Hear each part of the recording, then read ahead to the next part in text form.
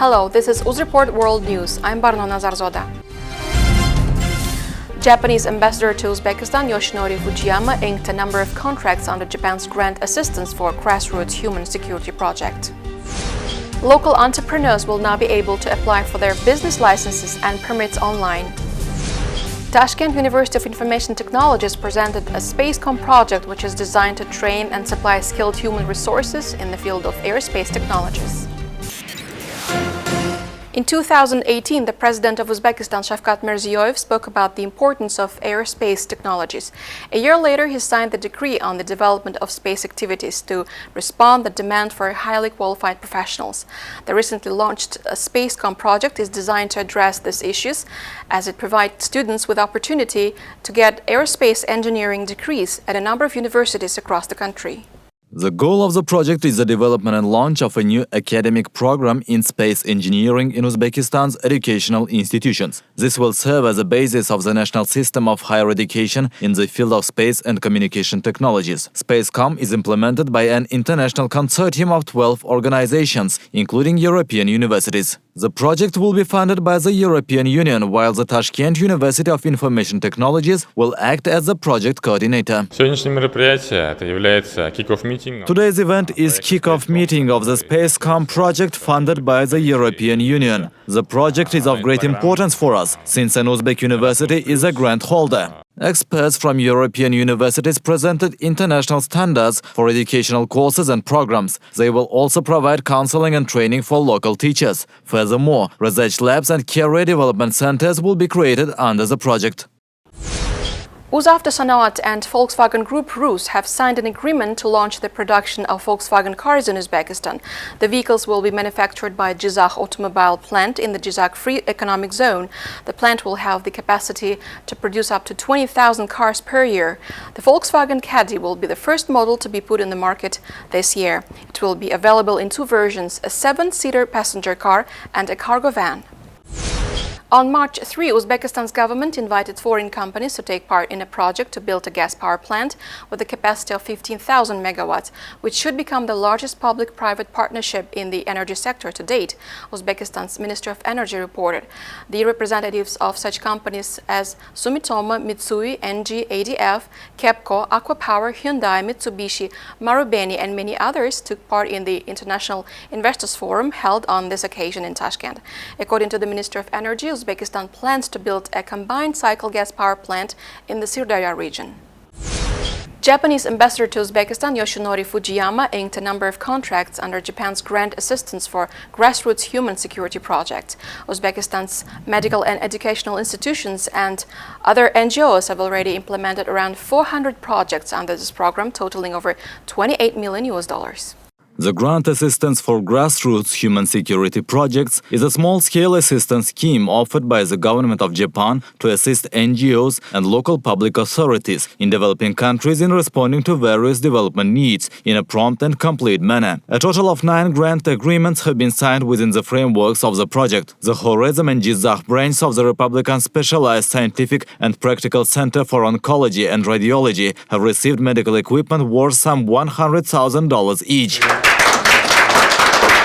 This time, the government has also provided grants for 2 hospitals in Karakalpakstan. In addition, an agreement was signed with the Uzbekistan State University of World Language. The project includes provision of online Japanese language courses and technical assistance such as computers and printers. We very much hope that with this project, students will get more interested in learning Japanese language. From March 1, 2020, Japanese citizens have been granted an extended visa-free entry into Uzbekistan. The visa-free period has been extended from 30 to 90 days, the Minister of Justice reported. The change came after signing of resolution by the Cabinet of Ministers. Members of the staff of the Japanese embassy or consulate and officials of the government of Japan, as well as their families, will have visa-free access to Uzbekistan for the whole period of their stay in the country. All other Japanese citizens entering Uzbekistan for any other purposes will be allowed to stay here for the period up to 90 days. Local entrepreneurs will now be able to apply for their business licenses and permits online. Ministry of Justice of Republic of Uzbekistan, with the support of the USAID, is developing a new system to implement modernized licensing and permit issuance procedures. More to follow in our next report. A survey was conducted among 40,000 local entrepreneurs to identify licensing-related problems. As a result, 32% of respondents said that the licenses were too expensive. 23% of respondents indicated that it was a time-consuming process. 22% mentioned of bureaucracy, while 3% said that they had faced corruption. Currently, there are over 130 regulatory documents governing the procedure for obtaining licenses and permits, which create massive barriers for businesses. To tackle this issue, a single law is being developed that will cover all existing procedures. Besides, the licensing and permit issuance procedure will be digitalized. 80% of licenses and permits are still being issued on paper. Our analysis shows that the government spends over $1 million on paper-based licenses and permits annually. To change this, we will be introducing digital systems and QR codes.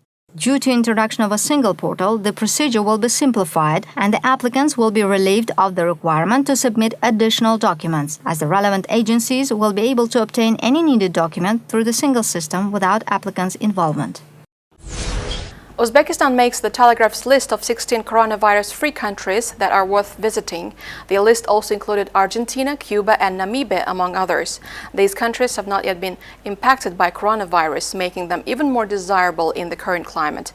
A representative of the State Tourism Committee announced plans to promote Uzbekistan as a coronavirus-free travel destination. According to Shuhrat Isakulov, head of the State Tourism Department, about 36 million tourists visited China last year, and Uzbekistan hopes to tap into this market and bring those numbers here. Remote-controlled appliances watch over your children or pets while you're out, with cameras connected to your phone and AI assistants to help you manage your home. All can be found in a smart home. The energy joint venture between Uzbek developer Murad Buildings and Kazakh partner BI Group are working on a smart residential complex, Energy Oybek. Welcome home.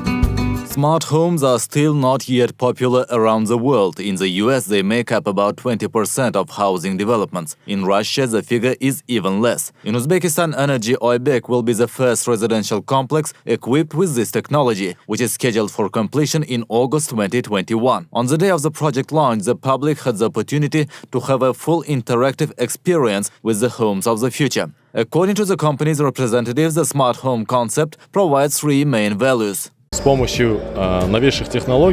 Using latest technologies and new devices, you can control the curtains by voice, turn the lights on or off. If you are at work, you can check whether your iron is turned off. You can either turn on the air conditioner, TV, even check your children. That is, all smart devices are primarily aimed at safety, resource saving and, of course, comfort. Energy Oybek smart homes will have sensors to monitor 5 key aspects of home management: movement, door control, leakage, fire and climate control, including humidity and outside weather. The entrance door will also be equipped with unique technology to maximize your convenience and comfort.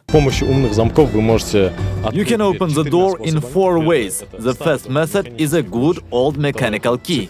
The second is a digital code, a 6-digit code that you can use to open the door. The third is a card. The fourth is a fingerprint. You no longer have to carry a bunch of keys. It is so easy. Home automation is moving us towards a future where we can control our world in the palm of our hands. Not only is this physically convenient, by reducing the need to physically enter a space to interact with the appliances, but also is economical. You can also reduce your utility bills due to the fact that you can see which appliances are currently switched on and being used, and those that are wasting energy. It is now down to personal preference whether or not to reside in a smart home, but soon this will be a reality for many. Domotic systems are constantly being improved, shortcomings are being eliminated, and their scope of functionality is being expanded. The smart home is no longer a thing in the future, but a very real option now. Kazakh President Kassym-Jomart Tokayev has cancelled public events devoted to International Women's Day due to the coronavirus outbreak. I made a decision not to hold a celebratory gathering and a concert in Nur-Sultan scheduled to mark International Women's Day on March 8th. This has been done due to the spread of coronavirus around the world. I wish all women great health and happiness, Tokayev wrote. In the meantime, Kazakhstan has not reported of any infections. Few signs of hope Thursday on the coronavirus outbreak. Switzerland just the latest country to report a death. But Asian investors at least have decided to be optimistic. Shares jumped around the region on hopes of global action to offset any economic damage. Indexes in Shanghai and Hong Kong both gained about 2%. Japan's Nikkei was up over 1%. Traders there are betting that the US Federal Reserve won't be the only one to cut rates. Central banks in China, Japan, the UK and Eurozone all watched for signs of action. Oil prices also gained. The OPEC group of major producers meeting in Vienna reported to have agreed a deal to cut output to bolster prices. But the positive mood seemed to evaporate by the time European traders got to work. The regional Stoxx 600 index was off close to 1% in early trade, with London's FTSE down even more. California's decision to declare an emergency over the coronavirus cited as one negative. Airlines were among the big losers after industry body IATA warned the virus could sap global revenues by up to $113 billion. The collapse of UK regional carrier Flybe also soured sentiment. Air France KLM fell as much as 6%. British Airways owner IAG was down close to 3%. Aviva was one of the few big gainers on the day, up about 2.5%. The insurer posted a record profit despite paying out on coronavirus claims. Online orders are soaring in South Korea as millions of people are working from home amid surging coronavirus cases. It's a race against the clock for delivery employees to mask up, disinfect, and load boxes. Jung Im-hong runs packages for delivery site Coupang. In the past, we used to go out with the truck half full, but these days there's so much to deliver, there are packages left over after filling the truck completely. Even before the epidemic, Euromonitor data shows that South Korea was already on track to become one of the world's biggest e-commerce markets, number 3 behind China and the United States. South Korea has also had the biggest surge in number of virus cases, which has further sped up the shift to shop online. As of mid-February, Coupang has seen deliveries jump to 3 million a day from just over 2 million late last year. The virus has also forced delivery workers to abide by a variety of procedures, from wearing face masks at all times to walking through thermal detectors before coming into work every day. A robotic arm on wheels could be a critical tool in the fight against the coronavirus.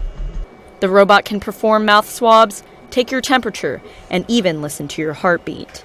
Doctors don't need to be in the same room. They could even control it from a different city.